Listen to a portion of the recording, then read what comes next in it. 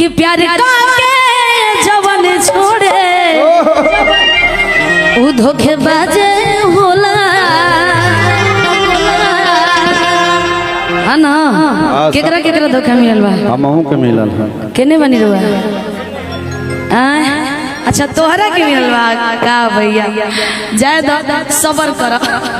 इनके 3-4 को धोखा मिल गइल बा। संग में मिल गल ना। कहे अब कि प्यार के जवन छोड़े उ धोखेबाज होला। प्यार के जवन छोड़े उ धोखेबाज होला।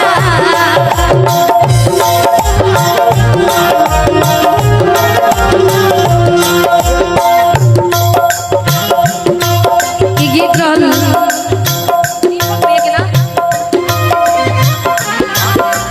दीपक भैया के गीत रहल, दीपक तिवारी भैया के। उनकर जब रिकॉर्डिंग भइल तब हमार भी मतलब ओकरे बाद हमने ओकरे बाद हमार भइल रहे कि बिना मतलब के जवन लारे उ में हरालो हिया। बिना मतलब के जवन लारे उ में हरालो हिया।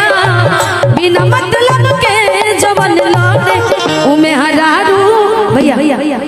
अब बड़ा ली अब हमरा के हम चाहब कि रवीना धन्यवाद बा कहे कि ए रवीना हम लोग चढ़ा लिया फिर कहियो पूरा गा दे।